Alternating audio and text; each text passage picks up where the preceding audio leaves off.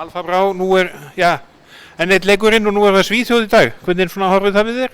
Jú, þetta núna annar leikur og á móti Svíum og við erum bara mjög spenntar og ætlum okkur bara að vinna þennan leik og ná þessu 5. sæti og já, þetta sterkt lið sem frá að mæta og við erum bara tilbúinir í slaginn.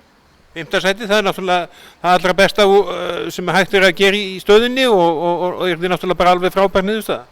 Já, og 5. sæti bara geggjað og það það besta sem við getum náð núna og við ætlum bara klárlega að gera það og það bara frábær árangur.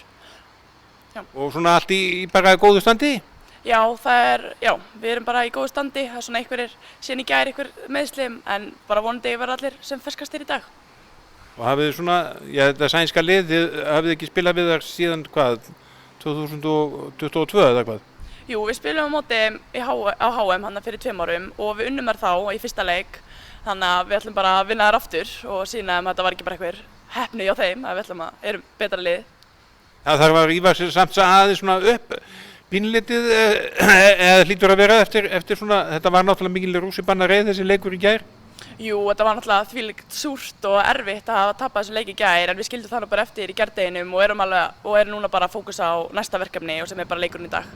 Og að spila um 5. sæti á sunnudaginn? Já, og ætlum að spila um 5. sæti á sunnudaginn og vinna það.